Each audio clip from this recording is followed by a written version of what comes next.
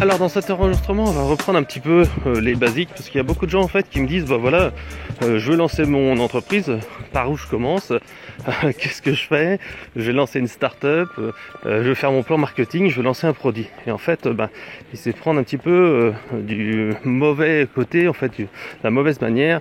Il faut pas commencer tout simplement à se dire ok, comment quand je lance mon produit, il faut partir déjà au départ, et avant de passer du temps, avant de concevoir un produit, il faut déjà un petit peu vérifier qu'il correspond à un marché. Et ça, c'est vraiment le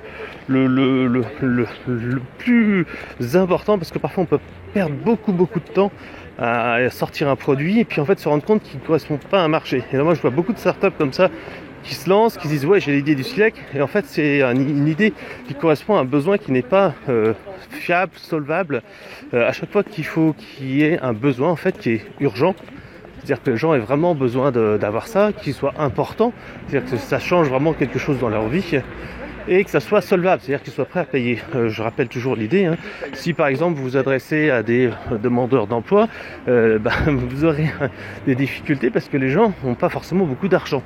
Ou alors parfois il vaut mieux s'adresser, comme le font certains, à des cadres qui sont en reconversion. Là il y a un petit peu d'argent parce que parfois il y a des aides au départ ou des choses comme ça. Donc en fait, il faut savoir bien positionner son offre. Alors parfois aussi, je donnerai l'exemple d'un de mes amis qui avait lancé une start-up qui était concurrent de Toc Toc Toc, qui était de la livraison par des coursiers freelance entre guillemets en vraiment peu de temps sur Paris.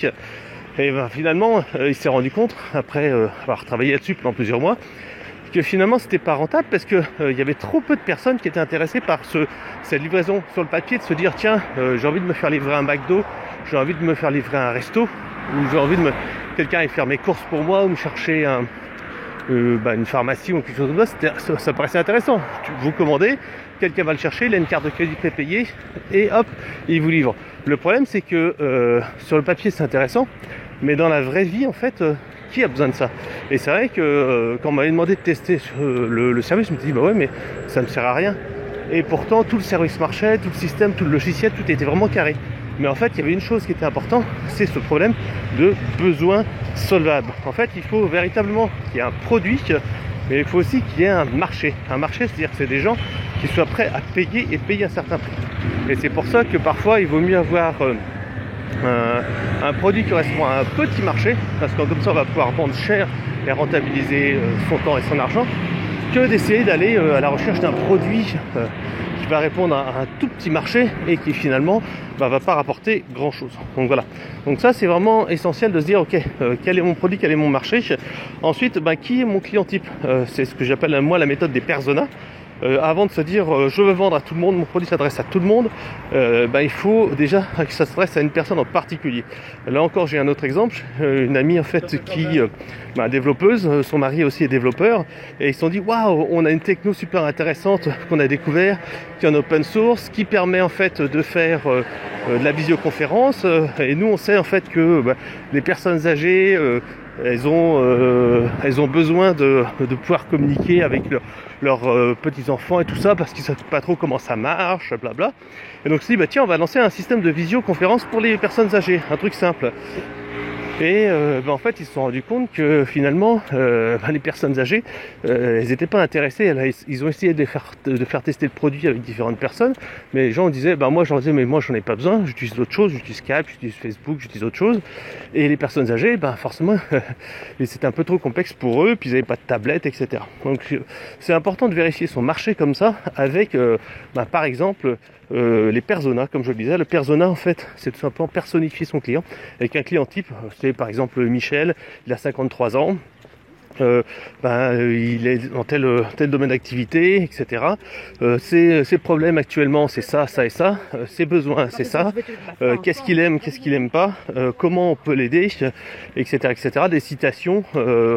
Donc ça, c'est vraiment important parce que ça permet véritablement de personnaliser son client, personnifier son client. Et donc quand on connaît en fait comme ça son client type, on arrive tout de suite beaucoup mieux à savoir à qui on s'adresse, et ça permet à tout le monde de dire ok, mon client c'est ça, et de ne pas se disperser, et surtout après de vérifier que c'est bien la réalité, parce que parfois, surtout quand on est dans une entreprise établie, on a des idées sur le client type et finalement ça se passe pas bien. C'est pas ça la cible qui va être séduite. On l'a vu aussi avec la Twingo, qui a été un gros succès. Mais au départ, en fait, la Twingo, c'était surtout une voiture qui a été conçue pour les jeunes. Et finalement, on s'est rendu compte que c'est plutôt les moins jeunes qui achetaient la Twingo. Donc parfois, on pense à un marché et finalement, c'est pas le bon. Donc on peut toujours se retourner et s'adapter, mais c'est quand même mieux d'avoir pensé en amont au bon produit. Alors, c'est pour ça aussi que parfois, il vaut mieux pas réinventer la roue. Il y a certaines personnes comme ça qui se disent, il n'y a personne sur le marché, donc je vais être numéro 1, je vais être le seul. Le problème, c'est que parfois, ça marche pas. Il vaut mieux parfois être sur un marché qui est concurrentiel et se différencier, soit en fait par quelque chose de beaucoup plus métier, beaucoup plus pointu, beaucoup plus précis, ou alors s'adresser à un besoin particulier ou être complémentaire à des solutions qui existent, que de vouloir en fait être en frontal et concurrencer directement des solutions. Ça c'est par exemple, on va dire dans le domaine des logiciels de gestion, de comptabilité, il y a quelques leaders qui existent, mais au lieu en fait de se dire je vais concurrencer des solutions qui ont 15 ans d'âge, 20 ans d'âge, le mieux c'est d'aller essayer de s'adresser à un micro-segment et s'adresser un petit peu mieux, ou alors voir ce qui ne va pas sur un marché et aller s'adresser à ce marché-là. Je vous donnerai également un exemple. Là, en fait, c'était il y a quelques années, une société en fait qui était spécialisée dans les chats, qui en fait s'est dit on va lancer des chats professionnels pour les entreprises, etc., etc. En fait, l'entreprise a un petit peu vivoté et s'est pas trop développée parce que tout simplement, il n'y avait pas de marché qui était prêt en fait à installer un chat dans son entreprise. Pas grand monde, c'est un petit peu en avance et donc il fallait un petit peu attendre. Faut pas avoir raison trop tôt. Donc en fait, il vaut mieux essayer de se dire est-ce que je peux pas me plugger sur une solution? Et il y a tous des écosystèmes comme ça qui existent. Par exemple, tout ce qui est CRM, où il y a en fait la possibilité en fait de vendre un plugin qui est complémentaire.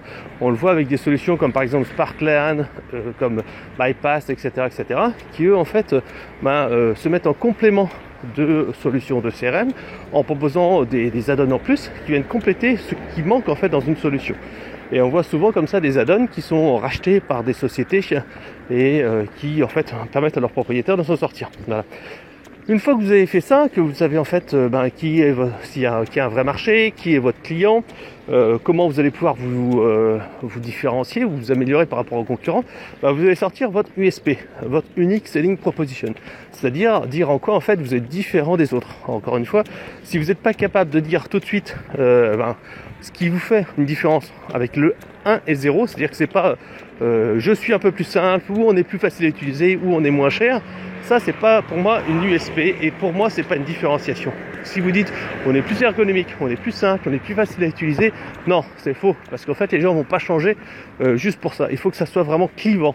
Il faut que ça soit 0 ou 1, que ce soit binaire. Et en fait, si vous êtes une marque en fait je dirais suiveuse, on appelle ça en anglais une marque MeToo, forcément vous n'allez pas vous distinguer, vous aurez du mal à vous comparer par rapport aux autres. Et c'est pour ça en fait justement qu'il faut mettre en place en fait une marque forte. Plus vous serez en fait dans un secteur d'activité qui est concurrentiel, où il y a en fait beaucoup de monde, ou si vous avez peu de moyens par rapport à des grands mastodontes, il faut absolument travailler votre marque, parce qu'en fait vous allez pouvoir mettre dans la marque de l'émotion, vous allez pouvoir mettre du subjectif, vous allez pouvoir mettre du service, chose qui n'est pas possible de faire en fait si on a une marque faible. Si on a une marque faible et qu'on se bat uniquement sur des produits, si on se bat uniquement sur des tarifs, on n'arrivera pas, parce qu'en fait à chaque fois il y aura quelqu'un qui sera moins cher, ou alors ce sera toujours une lutte. Tandis que si on rajoute du subjectif, on rajoute du service, à ce moment-là on est un petit peu différent. C'est-à-dire qu'il y a beaucoup de marques comme ça qui ne vendent pas en fait, qui ont un premium. Alors il y a deux types de marques. Il y a les marques qui ont un premium. Par exemple, dans le domaine des logiciels de comptabilité et de gestion, Sage a un premium. Premium parce qu'on sait que c'est la marque numéro 1. Pareil, dans le RP, SAP, ils ont un premium parce qu'en fait, on est prêt à payer plus cher parce que c'est la marque, parce qu'on est rassuré, parce qu'on se dit, tiens, tout le monde le fait, donc si j'achète telle marque, je risque pas de me tromper. C'est comme acheter un iPhone, on prendra jamais de risque et donc on se dira, oui, je prendrai cette marque-là. Tandis que une marque low cost, on aura un risque. Et donc cette marque-là va être toujours un petit peu difficile à acheter parce que c'est pas le leader. On voit avec tous les smartphones low cost qui ont un peu de mal un petit peu à convaincre. Parce que les gens se disent ouais mais c'est pas aussi solide, c'est pas assez ceci, pas assez cela, alors que souvent c'est quand même pas trop mal. Donc en fait il faut trouver une unique selling proposition qui est différente. Par exemple Gary Vaynerchuk qui est assez connu dans le domaine du web, lui en fait sa devise c'est la même chose que les autres mais moins cher. Alors vous allez me dire c'est un petit peu l'inverse de ce que je viens de dire il y a 2 secondes en disant qu'il ne faut pas se battre sur le prix mais plus sur les fonctions. Mais en fait lui il fait les deux, il se dit moi de toute façon je fais aussi bien que tous les plus gros mais je vous fais ça beaucoup mieux et surtout beaucoup moins cher. Donc en fait c'est sa devise. Votre USP c'est en quoi vous êtes différent, pourquoi il faut commander chez vous plutôt qu'un autre. Ça l'USP c'est vraiment important. Ça vous permet en fait de dire grosso modo ça dit je suis telle entreprise, je réponds à tel besoin, ma cible en fait c'est telle chose et par rapport à mes concurrents je suis différent et en plus je vous offre tel bonus. Donc c'est comme ça en fait qu'on définit l'USP. Par exemple pour conseil marketing, l'USP c'est conseilmarketing.fr, c'est tous les jours des conseils gratuits pour trouver des prospects et fidéliser ses clients. Au contraire de tous les autres blogs sur le marketing, Conseil Marketing vous offre en fait des vidéos, des e-books gratuits quasiment tous les mois et vous offre des formations. Voilà, donc c'est un petit peu l'USP, pourquoi en fait l'entreprise est différente. Et à la fin, généralement on finit par un petit call to action en disant et d'ailleurs si ça vous intéresse, j'organise un web séminaire gratuit le 25 juin, non c'est le 22 juin, le 22 juin au soir. Donc voilà, c'est pour se dire en fait qu'il y a ces éléments-là. Après aussi, vous savez qu'il y a toujours quand vous écoutez vos clients dans le discours en fait dont ils vous parlent, il y a toujours des trucs en fait qui leur vont pas. C'est ce que j'appelle en fait reduce pain et increase gain. C'est en fait le meilleur moyen de pouvoir inciter les gens à commander. En fait, c'est vraiment travailler là-dessus. Increase pain, reduce gain et réduire en fait tout ce qui est les frictions à l'achat. C'est-à-dire que comment vous allez convaincre les gens de commander en leur disant oui, moi je fais ça et en plus je vous propose de faire ça et ça et donc vous n'avez aucun risque à commander parce que je vous fais une installation où je vous garantis l'installation en 3 jours où je vous remplis le matériel. Donc en fait le but en fait c'est de réduire tout ce qui est frein à l'achat, psychologique, matériel, etc. Et au contraire d'aller fluidifier l'acte d'achat en indiquant par exemple des outils de calcul de retour sur investissement, en mettant par exemple des commentaires de clients, en mettant des logos de marques connues, des logos de syndicats, enfin bref, vous allez faire en fait toutes des choses qui permettent de justifier de manière rationnelle ou émotionnelle votre achat. Voilà. Et donc grâce à ça vous allez pouvoir commencer à construire un petit peu votre argumentaire entre guillemets. Alors bien entendu l'argumentaire vous allez le mettre en mode bénéfice, vous n'allez pas le mettre en mode fonctionnel et en fait souvent le but c'est de transformer un argument fonctionnel en argument entre guillemets bénéfice. Par exemple si vous dites les smartphones Samsung ont un waterproof, donc en fait ça vous permet de vous allez dire au lieu de dire voilà iPhone Samsung waterproof, vous dites voilà les Samsung sont waterproof. Par exemple, si vous partez actuellement en vacances, vous allez pouvoir en fait laisser tomber votre téléphone dans le sable, ou pouvoir l'emmener à la plage sans avoir peur, au contraire de nombreuses marques. Et là, vous avez en fait un levier. Alors, assurez-vous toujours que ces leviers-là sont véritablement en phase avec les besoins des clients. Je me souviendrai toujours d'une marque de chocolat qui faisait de la pub à la télé il y a quelques années de ça, pour tout simplement le fait que leur bar était facile à ouvrir, leur emballage était vraiment simple. Or en fait c'est un argument qui est pas décisif pour le client. Il faut véritablement s'assurer que c'est décisif. Si vous argumentez sur quelque chose qui n'est pas vraiment critère de décision et qui est vraiment important sur le client, ça sert à rien parce qu'en fait c'est pas là que vous allez le motiver. Par contre, ce que vous pouvez faire, c'est décliner vos communications et vos publicités avec ces différents arguments et les tester. Par exemple, vous pouvez tester via une page Google AdWords ou une page Facebook Ads. Donc une publicité, ce qui veut dire que vous allez faire une landing page sur Instapage, sur un fichier WordPress, etc. Et tout simplement, vous allez mettre en avant votre produit, vous allez mettre en avant ses caractéristiques, etc. Et vous allez tester vos arguments, vous allez tester les noms de produits, vous allez tester les prix, et tout de suite en faisant quelques publicités. Alors il faut dépenser 100-200 euros, il n'y a pas de mystère là-dessus, mais au moins vous verrez tout de suite ce qui convertit, ce qui convertit pas. Alors bien sûr vous avez des modèles de landing page qui existent toujours, le classique avec en haut la petite vidéo, ensuite à droite les petits argumentaires, et ensuite le call to action, appel à action, je vous commande, etc. Alors, ce qui est également important de faire, et ça c'est ce que je vois souvent chez les petites marques, même des fois sur conseil marketing, c'est d'avoir en fait une marque, donc comme j'ai, qui est forte, mais une marque qui soit consistante et cohérente dans tous les documents. Parce qu'en fait, parfois, ce qui se passe, c'est qu'en fait, on a une plaquette avec telle couleur, tel logo. Ensuite, on a un site internet avec quelle couleur, tel logo. Il faut essayer d'avoir une cohérence parce que les problèmes, c'est que parfois les gens ont des dissonances et les clients se posent des questions. Est-ce que c'est bien ou pas, etc. Donc ça, c'est vraiment important. N'oubliez pas également, une fois que vous avez commencé à réfléchir à tout ça, et même avant d'aller vendre votre produit, c'est de réfléchir au parcours client et au cycle de vie du client. Le parcours client, c'est en fait, le client, il vient d'où ?